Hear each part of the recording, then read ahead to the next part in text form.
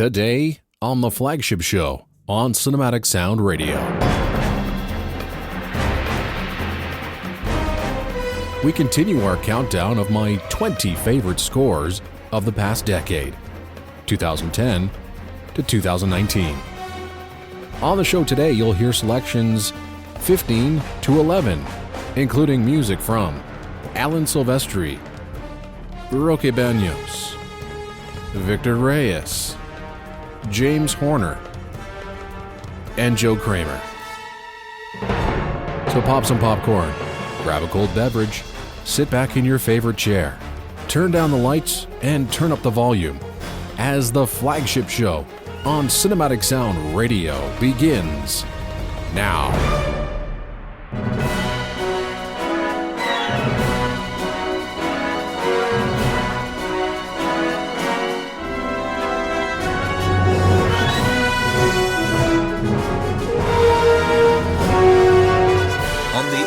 And streaming on the web since 1996. This is the Cinematic Sound Radio Network. Hey folks, welcome back to Cinematic Sound Radio. This is the Flagship Show. I'm Eric Woods, coming to you from Kitchener, Ontario, Canada. Hello to all of our listeners at cinematicsound.net or through Apple Podcasts, Spotify, Google Play, Podbean, Stitcher, or wherever you get great podcasts. Podchaser's another good one. It's great to have you on board as always. Thank you very much for spending your time here at Cinematic Sound Radio. On today's show, it's part 2 of our 4-part series dedicated to my favorite scores from the past decade. On the last episode, we listened to scores 20 to 16, and today we continue with scores 15 to number 11. So let's just get right into the show. In at number 15, music from Ready Player One by Alan Silvestri. This 2018 film was directed by Steven Spielberg with a screenplay by Zach Penn and Ernest Cline, based on Cline's 2011 novel of the same name. The story, set in a dystopian 2044, follows protagonist Wade Watts on his search for an Easter egg in a worldwide virtual reality game, the discovery of which will lead him to inherit the game's creator's fortune. The film stars Ty Sheridan, Olivia Cooke, Ben Mendelsohn, Simon Pegg, and Mark Rylance. This film is yet another rare occurrence where Steven Spielberg's frequent collaborator since 1974, John Williams, was unable to score the film. Williams wanted to score the film, no doubt, but in July of 2017, it was reported that John Williams had left the project to work on Steven Spielberg's The Post instead, with Alan Silvestri hired to take over scoring duties for Ready Player One. Spielberg fast-tracked the post-production on The Post, which meant that John Williams could only work on one Spielberg film while he was also writing music for the second of the Star Wars sequel trilogy of films, The Last Jedi. The only other time John Williams was unable to score a Steven Spielberg film was in 2015 for Bridge of Spies and in 1985 for The Color Purple. Steven Spielberg noted, and I quote, "While all sorts of culturally iconic references populate Ready Player One, the score that Alan Silvestri composed is completely and intoxicatingly original. It's bound together by multiple themes that identify plot and character and is infused by such percussive adrenaline and soaring strings that Alan has made Ready Player One appear to fly. I think his score is fantastic." I agree. Although Ready Player One marks their first collaboration on a film directed by Steven Spielberg, Silvestri has scored a number of films produced by the filmmaker, including the Back to the Future films. By the way, Alan Silvestri actually demoed his score for Steven Spielberg with a full symphony orchestra. Tim Grieving of the Los Angeles Times chronicled this unique setup, saying that Silvestri confessed up front to Steven Spielberg that he wouldn't be able to provide expert demos on the piano like John Williams does, so Spielberg sent him off with an early cut of the film, scheduled a full-day orchestra session after The Post wrapped, and had Alan Silvestri begin writing his score with total freedom. A few weeks later, Steven Spielberg flew back to Los Angeles and arrived at the Sony scoring stage with no idea what to expect. The first thing Silvestri conducted, with the director characteristically sitting 8 feet away, was the brass fanfare for an early scene. Quote, "It ended," Silvestri said, and Steven Spielberg popped out of his chair, raised his right hand, and said, "Sold." That anthemic, ceremonial fanfare became the main theme for the film. The Dynamite score is anchored by a sensational, warm, heroic main theme that is played in its full concert form just before the end credits. Unfortunately, we don't get to hear it in the picture as a song takes its place. The secondary theme is one for the High Five team and comes into play during the dazzling battle near the end of the picture. Like the film, the score is dripping and oozing with 80s nostalgia, and everything that made 80s Alan Silvestri so great is in this score. There's beautiful melodies, heroic fanfares, dynamic and exciting action, excellent usage of electronics, heart-pounding suspense, wonderful callbacks to not only Silvestri's own scores and style, but wonderful references to others, such as the reference to Godzilla, which is mixed in with Silvestri's distinctive style. It's absolutely flawless and masterful. This is one of the most ambitious, impressive, imaginative, creative score Alan Silvestri has written in years. It's an utter delight. Spielberg really does bring the best out in his composers. Here now to open up today's program, number 15 on my favorite 20 scores of the past decade. This is Ready Player One by Alan Silvestri.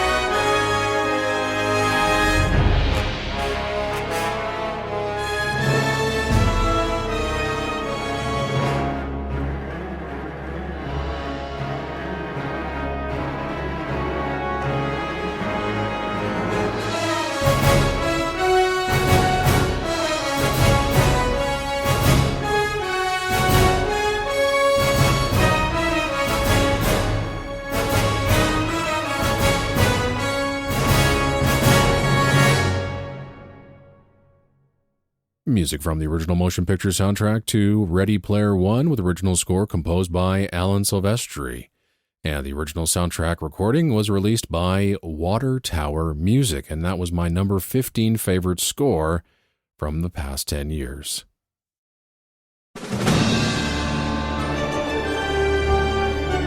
This is the Cinematic Sound Radio Network, and you're listening to the Flagship Show with Eric Woods. Welcome back to the show. We're now in at number 14, and we're going to feature music from Wolf Totem with original score by James Horner. This film was released in 2015. It's a Chinese-language drama film based on the 2004 Chinese semi-autobiographical novel of the same name. The film was directed by French director Jean-Jacques Arnaud, and the Chinese-French co-production features a Chinese student who is sent to Inner Mongolia to teach shepherds, and instead learns about the wolf population, which is under threat by the government. The score for the film was composed by the late, great James Horner. This was his first score from 2015, and it was nothing short of spectacular. This was one of my favorite scores of 2015, and as the years have gone on, I'd have to say that this score has gotten better with age, becoming, in my humble opinion, Horner's last bona fide masterpiece and one of the best adventure scores written in the past decade. At the time, it had been more than 2 years since we had heard a new Horner work. Horner did compose his concert work Pas de Deux during that time, but Wolf Totem would be his first piece of film music we had heard in quite some time. Unfortunately, 2015 was the year that we lost James Horner. The score is probably one of the freshest scores of Horner's career. I could trace only a few nods to previous scores, maybe Brainstorm and Aliens come to mind in one action cue, and of course the infamous For No Danger motif makes one brief appearance. It's not my favorite of Horner's motifs that he reuses, but the rest of the score is absolutely phenomenal. Although some have said that the score's main theme actually shares a distinct similarity to Hans Zimmer's The Da Vinci Code. I can hear it, but it doesn't matter. The score is still fantastic. The score has such a distinct epic sweep and deep emotional core, and it does a lot of the heavy dramatic and emotional lifting in the film, and it's absolutely glorious to hear a score of this sort take center stage in the film. The main theme opens up the score and stays with you long after the score has ended. Again, Horner did this so well, and it's really such a shame that we will never get another score like this from James Horner ever again. It's been almost 5 years, and it just feels like yesterday that we lost him. And it's really tough to cope that we are never going to hear a brand new James Horner score. The score is simply a wonderful combination of classic Hollywood symphony orchestra mixed with traditional Chinese instruments. The score is exciting, adventurous. At times it's sad and tragic. Even though you haven't seen the film, the story is so clearly painted in Horner's notes. This is a dramatic powerhouse, and it's one that I've returned to time and time again. And as I said in the opening, this is a score that has grown on me. I loved it back in 2015, and I love it even more here in 2020. And I'm proud to present this score as my number 14 favorite score of the past decade. This is Wolf Totem by James Horner.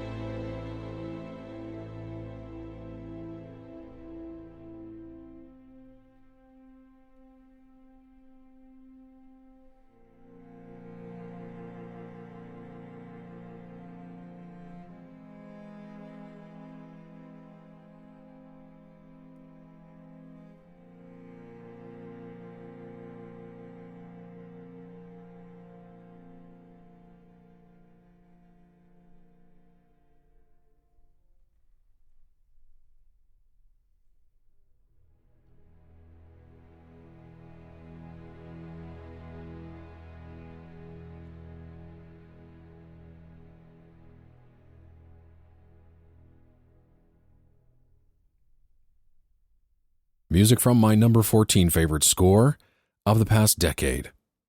That was Wolf Totem, with original score composed by James Horner, and the original soundtrack recording was released on Milan Records. Bringing you the very best music for film, TV, and video games, this is the Cinematic Sound Radio Network. Welcome back to the show. In at number 13 is music from Mission Impossible: Rogue Nation. This film was co-written and directed by Christopher McQuarrie. It was the fifth installment in the Mission Impossible film series. It again starred Tom Cruise along with Jeremy Renner, Simon Pegg, Rebecca Ferguson, Ving Rhames, Sean Harris, and Alec Baldwin, with Cruise, Renner, Pegg, and Rhames reprising their roles from previous films. For me, this is the second best of the Mission Impossible films, just behind Brian De Palma's 1996 original. It really is that good. And in a year where James Bond was also released with the lukewarm Spectre, I might say that this is one of the best James Bond films ever made that isn't a James Bond film. It's such a great spy genre picture with breathtaking action, genuine suspense, a smart, witty script, and fantastic performances, and of course, sensational, real stunts. The opening sequence alone leaves you on the edge of your seat. With J.J. Abrams' departure from the series after having directed the third film and Brad Bird the fourth, Christopher McQuarrie was brought on board, who had worked with Tom Cruise on the underappreciated film Joe Reacher. That film featured an impressive score by composer Joe Kraemer. So instead of hiring back Michael Giacchino to score this fifth film of the Mission Impossible series, McQuarrie brought in his friend and frequent collaborator at that time, Joe Kraemer. And while I really do enjoy Giacchino's efforts in the series, Kraemer was just the perfect replacement. Kraemer was given specific instructions from producer Cruise and director McQuarrie about the tone of this new score. Both men wanted a retro sound with lots of percussion. With that in mind, Kraemer started work on the score by revisiting the old TV series with original scores composed by Lalo Schifrin. While writing, Kraemer decided that the best way to meet the demands of his producer and director was to compose a score that would have been possible to perform in 1966 when the show was created. That meant no synthesizers, no drum loops, no techno elements or electronic instruments of any kind. This was going to be 100% organic. The results is one of the best efforts of the past 10 years. Kraemer, like the composers who came before him, played around with Schifrin's original legendary theme, as well as sub-themes like the plot theme, and the results are stunning. Kraemer also developed his own themes, like the brilliant theme for Solomon Lane, which is track 2 on the soundtrack album and is just one of the best score cues of the past 10 years. And let's not forget the interpolation of Puccini, which fit in seamlessly with the tone of the rest of the score, and of course fit one of the major sequences in the film. And then that becomes Elsa's theme. This sort of device kind of reminded me of Michael Kamen's use of classical music in his Die Hard scores. There was a lot of thought that went into the construction of this score, and I applaud Kraemer for really thinking and taking his time to write the best music possible and write the type of music that would make the most sense for this film. The score, as Kraemer describes it, is a mix of action, suspense, and even a little romance. The brilliant music was performed by London session musicians, which was brilliantly captured by the recording engineer Casey Stone. This is a superb effort, and too bad Joe Kraemer was not retained for the sequel film Fallout, because it would have been great to hear his already established themes in that direct sequel to this movie. But having said that, he still got a chance to score Mission Impossible: Rogue Nation and write one of the best scores of the past 10 years. This score is in at number 13 of my favorite scores of the past decade.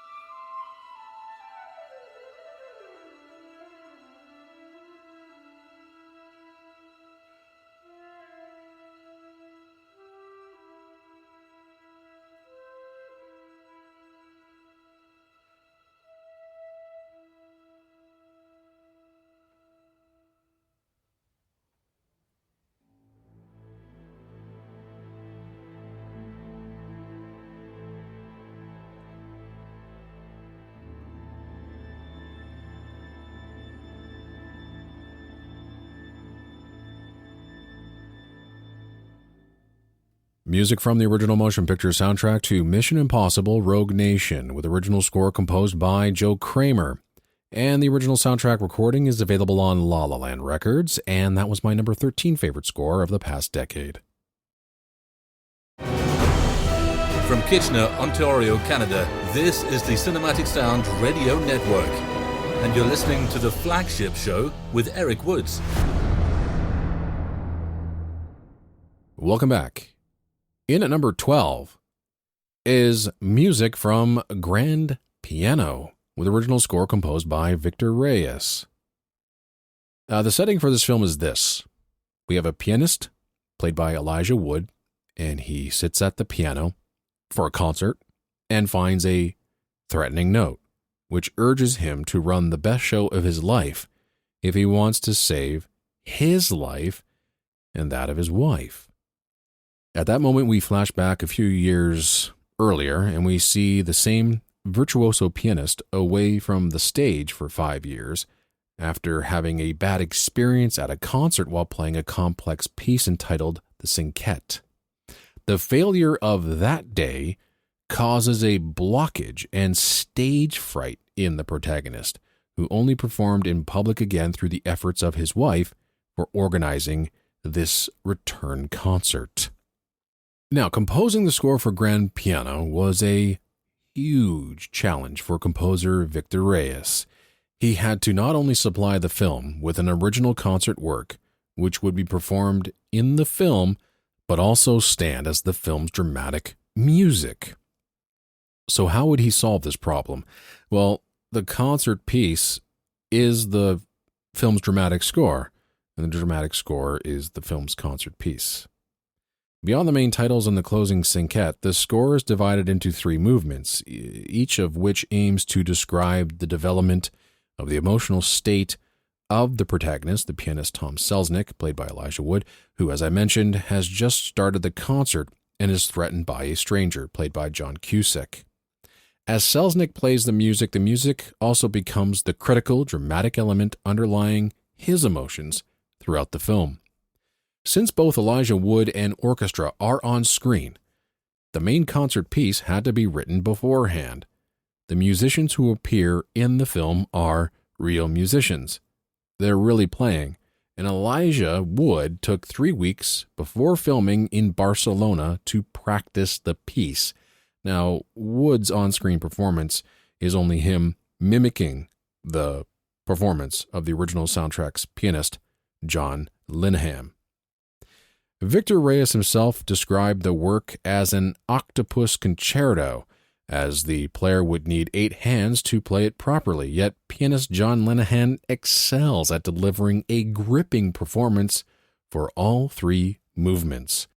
The music is simply extraordinary, and the music plays absolutely magnificently in the picture. I've never heard anything or seen anything like it before. And if you get a chance, really do check out the movie. The score was performed by the City of Prague Philharmonic, who delivers a virtuosic performance conducted by Adam Clemens, along with, as I said, John Linehan on piano, and Victor Reyes himself occasionally performing the piano parts. Here now is my number 12 favorite score from the past 10 years. This is Grand Piano, with original score composed by Victor Reyes.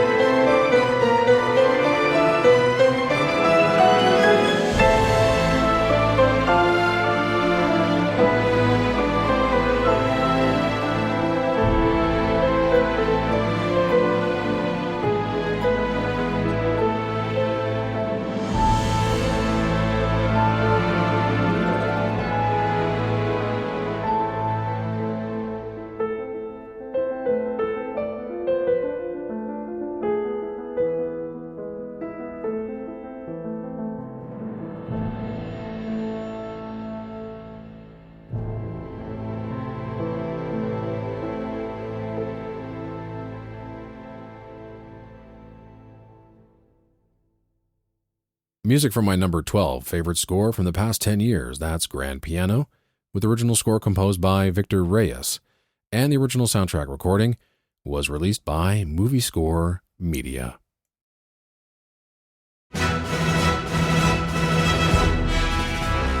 Bringing you the very best music for film, TV, and video games, this is the Cinematic Sound Radio Network.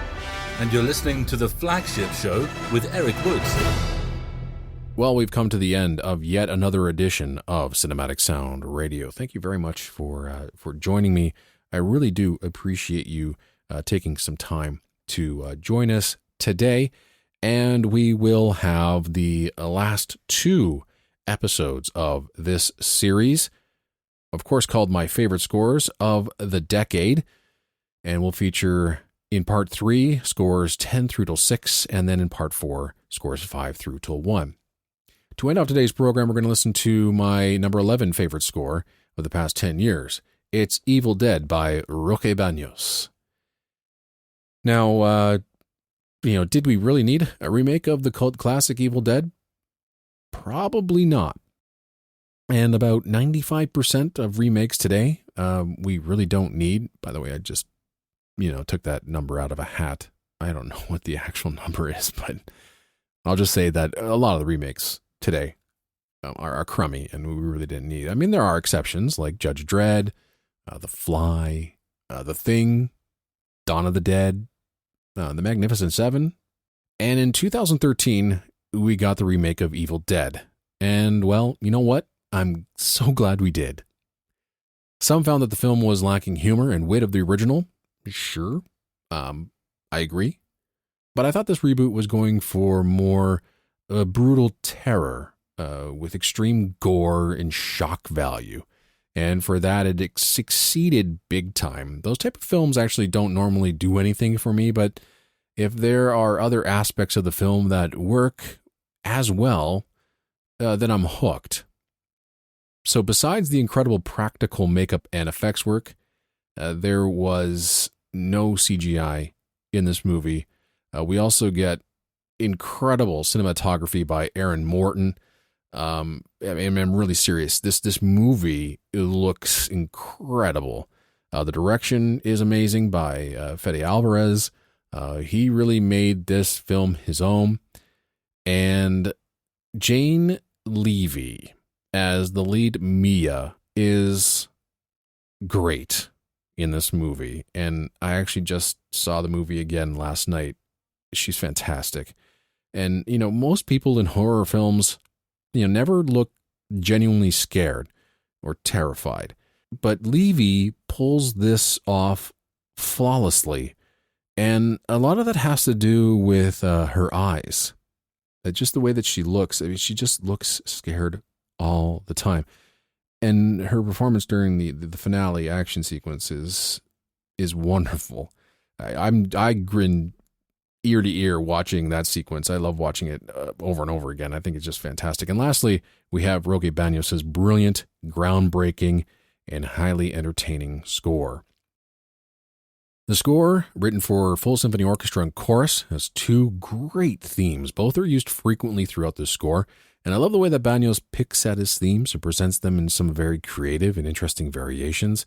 As I said, there's a massive choir in the score that gets a chilling workout during one of maybe one of the best horror cues ever written, called Abominations Rising, which covers the film's action-packed climax. And as I said, it's just a great scene. And the mix of the score is incredible. But the stroke of genius and what really puts this score amongst some of the best of all time is the air raid siren.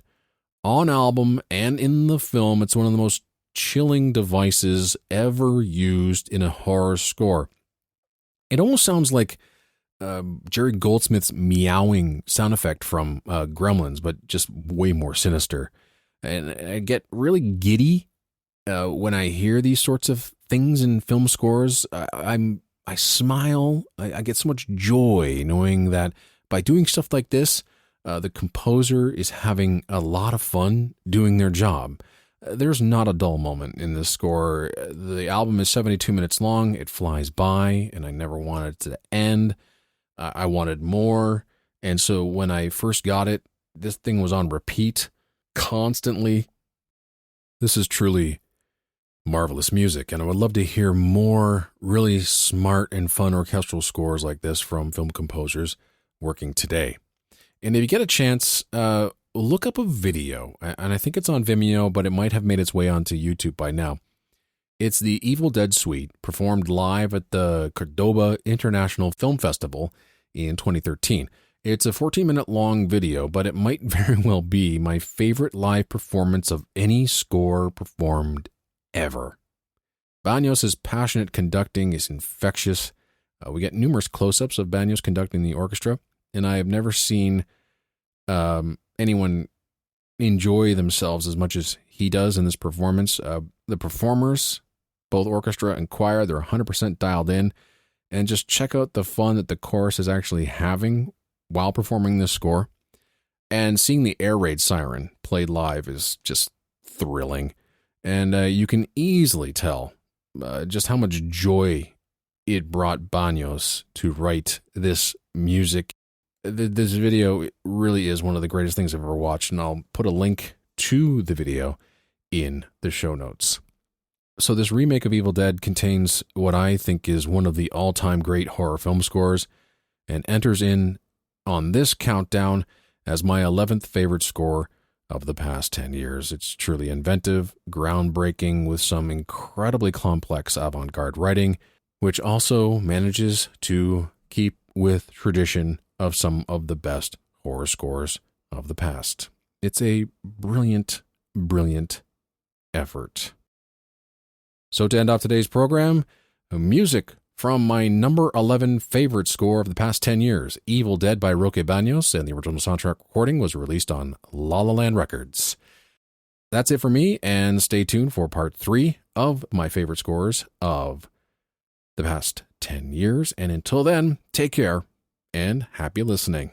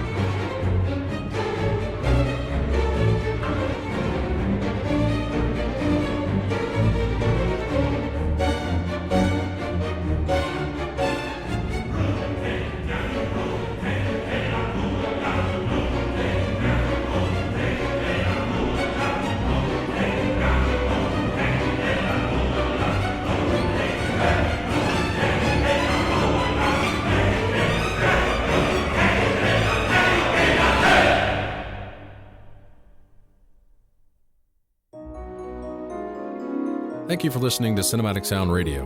I want to thank Tim Burden for providing his voice for all the bumpers and stingers you hear throughout the program, and David Coscina for providing Cinematic Sound Radio's theme music. If you have any questions, comments, or concerns, please email us at cinematicsound@yahoo.com. You can find us on social media at CinSound Radio on Twitter and Cinematic Sound on Facebook. And if you listen to us on Apple Podcasts, please take a moment right now to rate and review the show. It really helps us rise through the ranks and helps potential new listeners find the show. And don't forget to check out Cinematic Sound Radio at cinematicsound.net.